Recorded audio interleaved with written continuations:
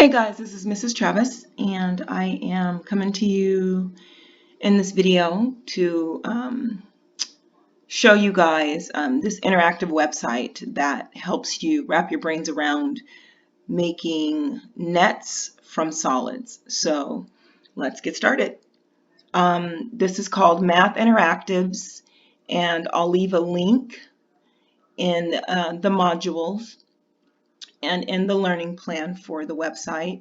But right here, what we're looking at, this purple fuchsia colored prism is a rectangular prism.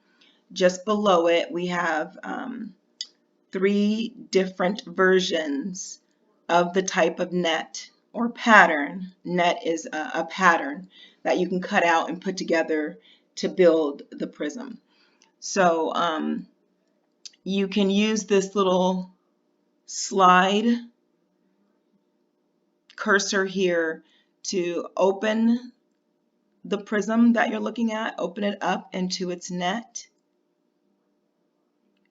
So that kind of shows you how you go from a 3D shape to a 2-dimensional net. Okay, let's go ahead and look at a triangular prism.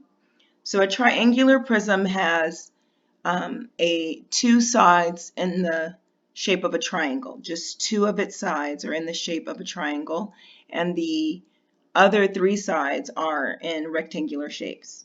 But again, using the slide feature, you can open it up and change it to its 2-dimensional net. And then just below here are 3 different versions of this triangular prism, and what they're wanting you to do is click on the one that you believe would give us the triangular prism that we're looking at here. A pyramid. So oftentimes students will get confused and have a hard time trying to figure out if they're looking at a triangular prism, which is here, this red solid, or if they're looking at a pyramid. A pyramid has a pointy tip, like the pyramids of Egypt. So whereas the triangular prism does not have a pointy tip. So that's one way that you could determine whether or not you're looking at a triangular prism or a pyramid.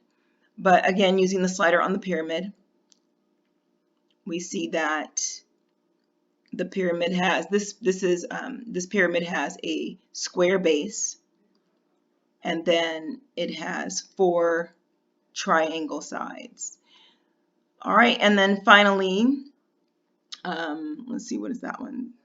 This one's also a triangular pyramid, or a pyramid basically, but it's a triangle base, so we call it a triangular pyramid. See how it has the triangle base? Okay. And then the last solid that you'll need to find the surface area of later on this month into June will be the cylinder. And using the slide feature, you can open the cylinder up into its net. So it kind of shows you. So play around with this website if you are struggling to understand how to get the net from the 3D shape. Thanks for watching.